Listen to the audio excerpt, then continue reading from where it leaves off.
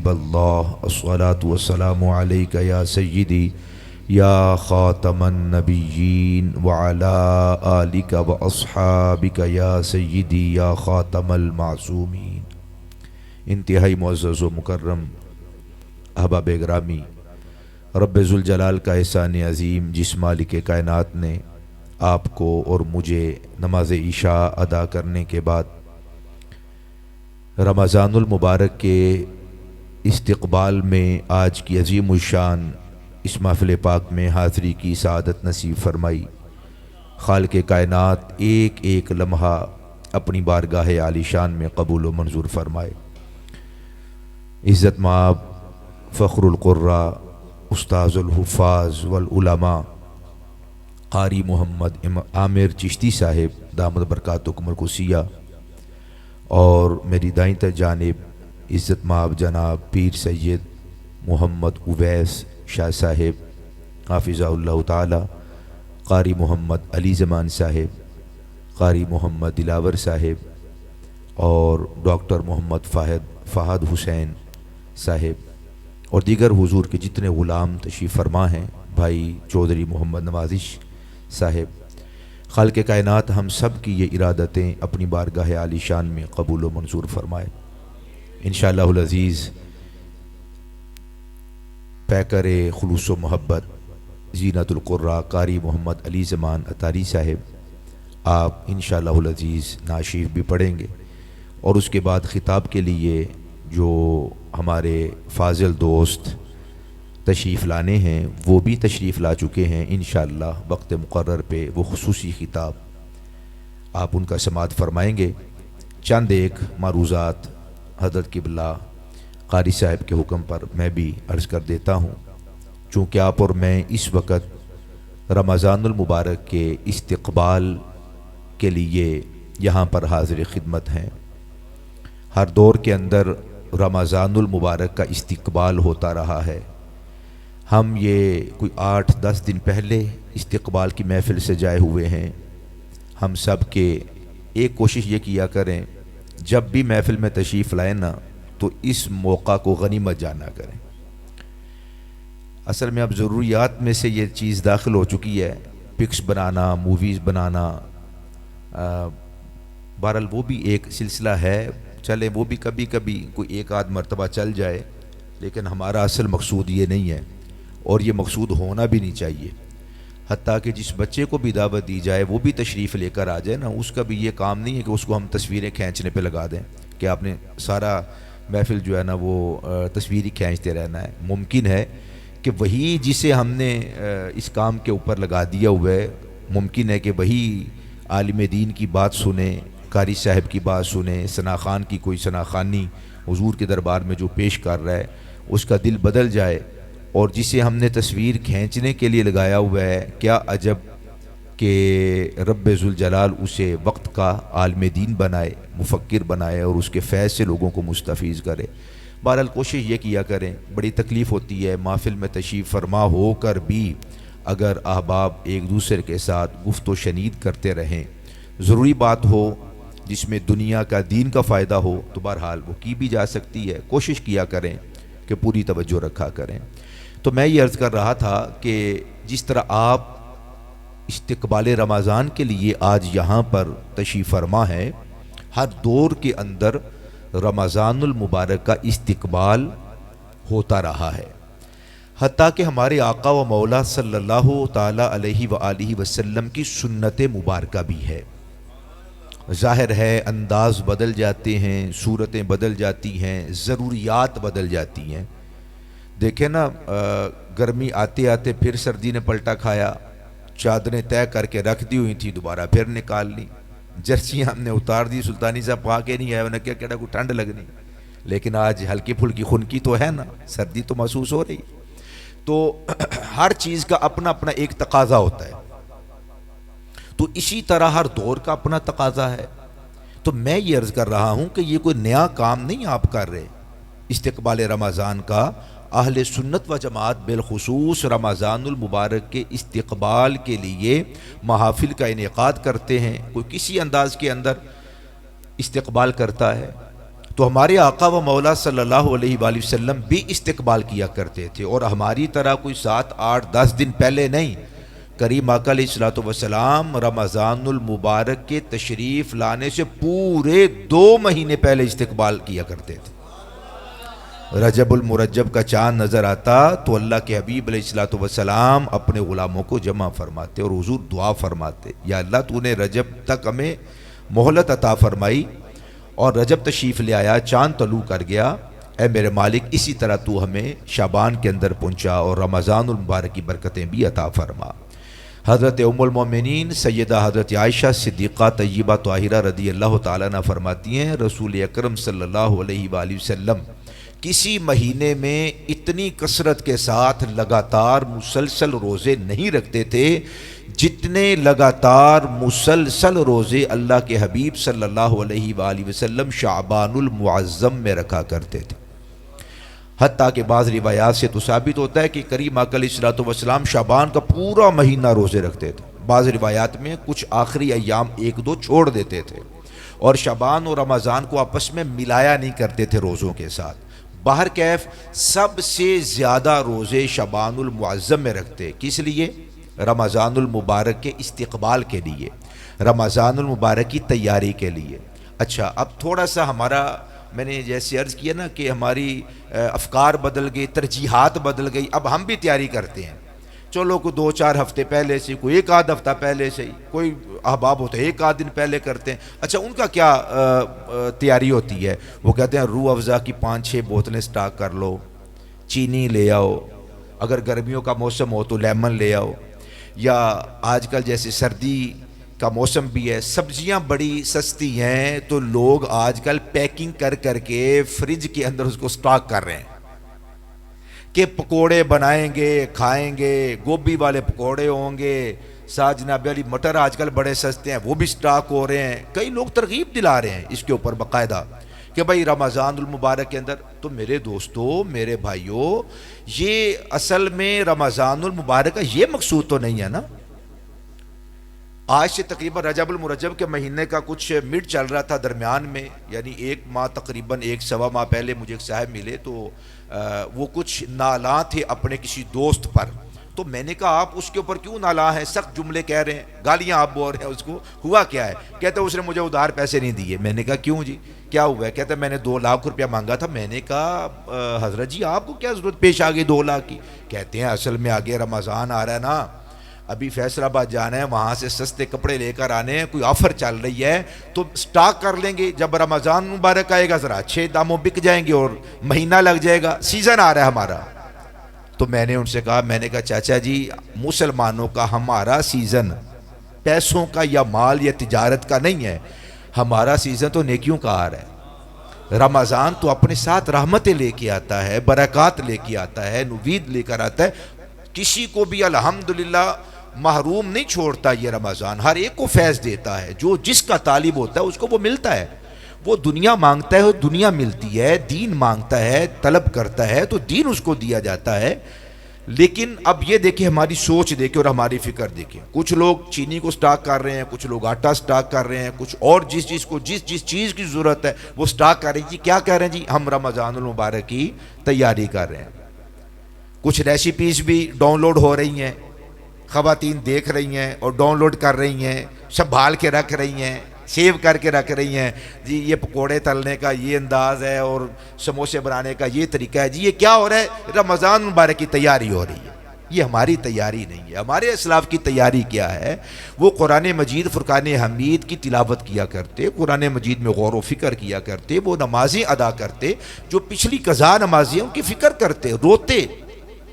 وَبِالْأَسْحَارِ هُمْ يَسْتَغْفِرُونَ، وہ بخشے ہوئے لوگ، وہ نیک لوگ، وہ پرہیزگار لوگ، وہ متقی لوگ، جن کو دیکھ کر خدا یاد آتا ہے، جن کے پاس بیٹھیں تو مدینے والے کی یاد آتی ہے، جن کی صورت دیکھیں تو ایمان تازہ ہوتا ہے، ظلمات اور تاریکیاں دل کی کافور ہوتی ہیں، دل روشن منور ہو جاتا ہے۔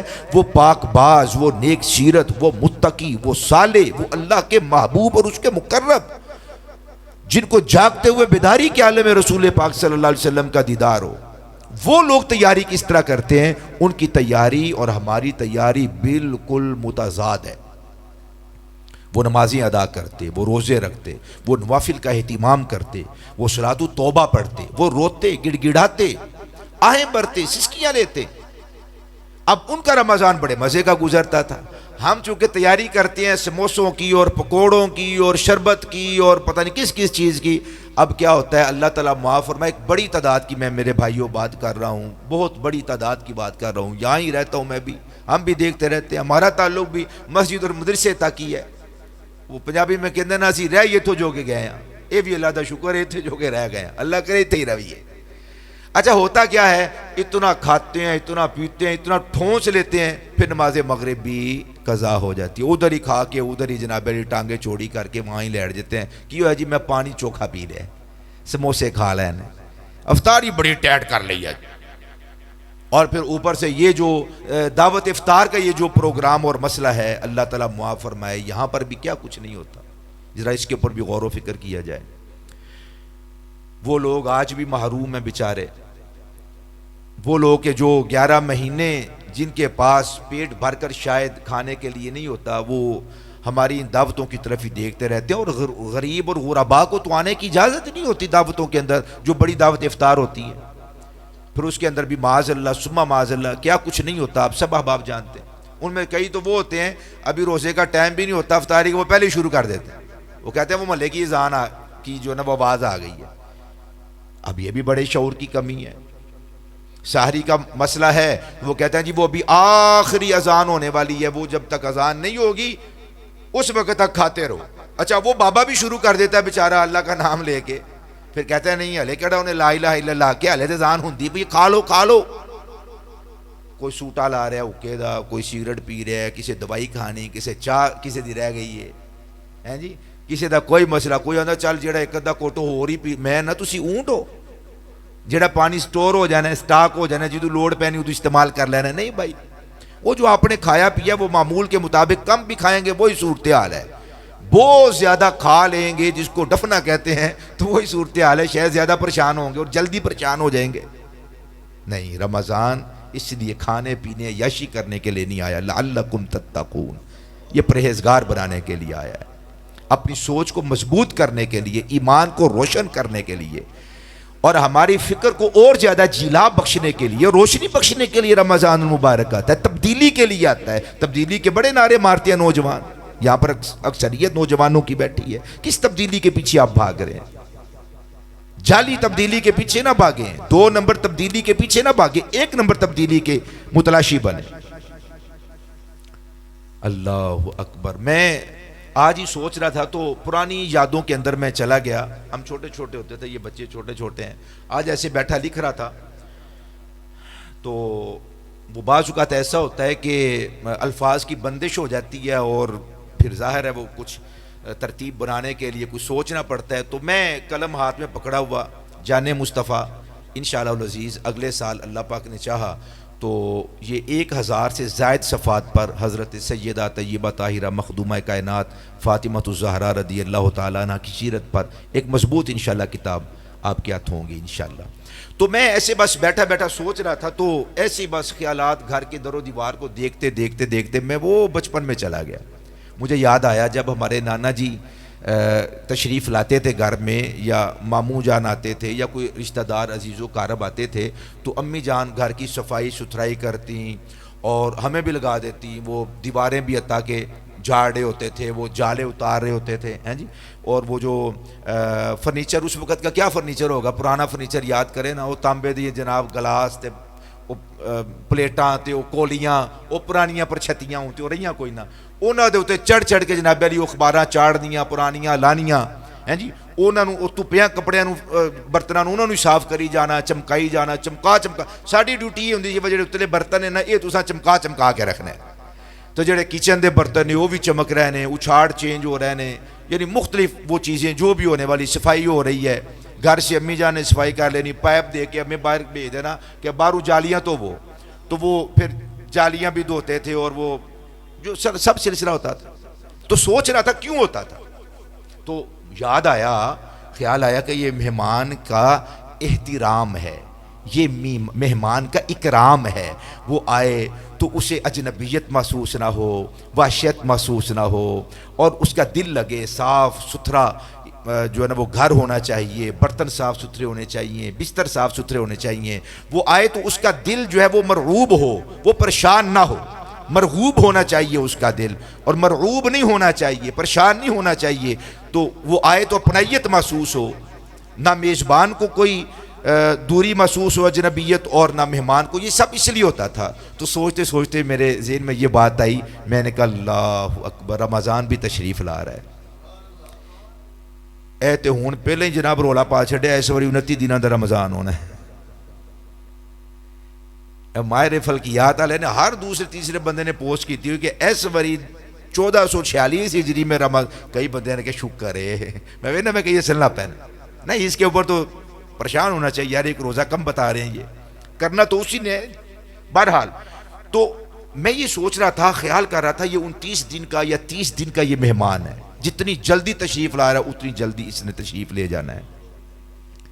امی جان تو پانڈے برتن چمکا دیا کرتی تھیں، اندروں میں تے باہروں میں. اسی اندروں باہروں اپنا چمکایا کہ نہیں چمکایا ہلے تک؟ اسی تیاری کیتی کہ نہیں کیتی؟ سونی وڑی بندے نو حجامت بنانی چاہیے سنت مبارکہ دے مطابق. داڑھی شریف نہیں لوانی چاہیے. جنہ دی بدی ہوئی ہے وہ سیدھی پتلی کرواؤ، اپنی کٹنگ کرواؤ، صاف ستھرے کپڑے پاؤ، تے اندر بھی چمکاؤ.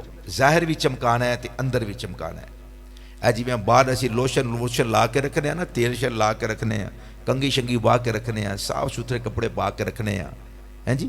انج اندر بھی چمکانا ہے. انہوں بھی دھونا ہے، انہوں بھی مانجنا ہے، انہوں بھی صاف کرنا ہے. جہڑیاں قدورتاں نے، پریشانیاں نے، کسی دے بارے کوئی دشمنی ہے، کوئی عداوت ہے، کسی بارے کوئی حسد ہے، کسی بارے کوئی پرابلم ہے دل دے اندر وسدی ہے، انہوں کھرچ کے، انہوں لب کے کونے کھانچے چاڑ پونچھ کرنی ہے. صاف ہے پھر صاف کرو. جہاں سیانیاں بیبیاں نا وہ اپنے گھر کی صفائی ہون دے باوجود پھر صفائی کری جان گیا، پھر صفائی کری جان گیا، پھر صفائی کری جان گیا. بھائی کیا مسئلہ ہے؟ وہ کہتے ہیں جتنی صفائی ہو اتنا ایمان انسان کا نکھرتا ہے. صفائی نصف ایمان ہے نا، تو اس کو اور زیادہ چمکانا چاہیے. ہم سب کچھ چمکا لیتے ہیں میرے دوستو، ہر چیز کو، ہر چیز کی. یہ بدن کی جو ضروریات ہیں، بات کو اختتام کی طرف لے کر چلوں، جو جسم کی ضروریات ہیں تقریباً لوگوں نے وہ فراہم کر لی ہوئی ہیں، سٹاک کر لی ہیں، جمع کر لی ہیں، یا اس کے لیے پریشان ہیں. جن کو ادھار دیا ہوا ہے، آج بھی ایک ساتھی بیٹھ کے، میں کہیں بیٹھا ہوا تھا تو وہ اس کو فون کر یار واپس کر چڑھ یار پیسے. تو میں جو سمجھا وہ یہی تھا کہ یار اب رمضان آنے والے، ہم نے بھی روزے شوزے رکھنے ہیں بھائی، جو تو نے لیا ہے واپس کر دے. تو یہ سب چیزیں غور و فکر کرنے والی ہیں نا.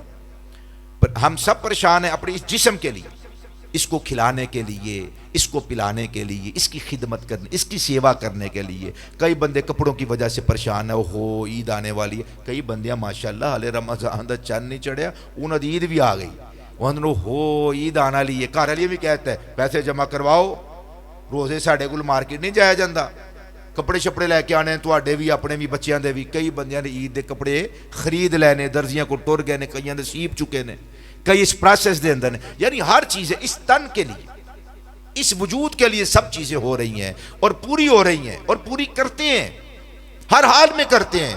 خواہ اس کے لیے تاک راتیں معاذ اللہ ہماری تباہ کیوں نہ ہو جائیں، بالخصوص وہ چاند رات. جتنے لوگ اللہ سبحانہ وتعالی ان 29 یا 30 دنوں اور راتوں میں بخشتا ہے، معاف کرتا ہے، بشمول تاک راتوں کے. توجہ ہے؟ وہ لیلۃ القدر ڈال کر جتنے لوگوں کی 29-30 دنوں میں اللہ تعالیٰ بخشش کر دیتا ہے، جہنم سے نکال دیتا ہے، جنت کے پروانے دے دیتا ہے، جنت کا وارث بنا دیتا ہے. وہ ساری تعداد کو اگر کلیکٹ کریں، جمع کریں، تو اتنی تعداد اللہ سبحانہ وتعالی شب عید کو معاف فرماتا ہے. تو ساڑھے ڈیک کھل جاندے ہیں، بتیاں چل پیندی ہیں، لوگ کی بازار ٹوٹ جاندے ہیں، چھیڑ کھانیاں شروع ہو جاندی ہیں. بازار دیا رونق اللہ تعالیٰ معاف فرمایا، اسی انہوں کہنے ہیں بھائی 2 بالا یا 4 بالا ہو جاندی ہیں. اللہ اکبر. بازار سج جاندے نے، اندر اجڑ جاندے، گلیاں کوچے سج جاندے نے، روشن ہو جاندے نے، اندر جڑا ظلمات ہو جاندی ہیں، تاریکی ہو جاندی. اے میرے دوستو، رمضان المبارک کے بالخصوص یہ جو استقبال کا آپ پروگرام کر رہے ہیں، قبلہ کاری صاحب نے، ڈاکٹر صاحب نے، دیگر آپ احباب نے جو خوبصورت یہ محفل پاک کا اہتمام کیا ہے، تو یہ سمجھ لیں کہ اویئرنس کے لیے اور کچھ سمجھنے سمجھانے کے لیے نا ہم یہاں پر بیٹھے ہوئے ہیں. اپنے اندر چینج لے کر آئے، اپنے اندر تبدیلی لے کر آئے.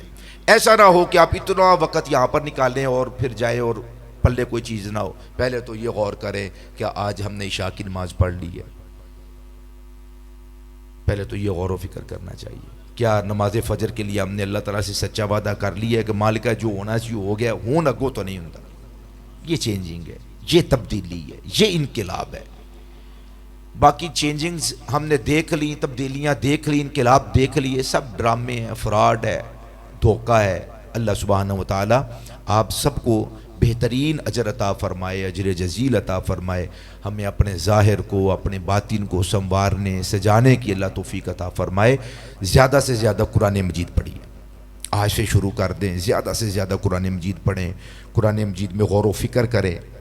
ایک سپارہ روزانہ کا معمول بنا لیں کم از کم، اور 3 آیات غور و فکر کے ساتھ پڑھنے کا معمول بنا لیں. بڑا ماشاءاللہ وقت ہوتا ہے. اللہ تعالیٰ عمل کی توفیق عطا فرمائے.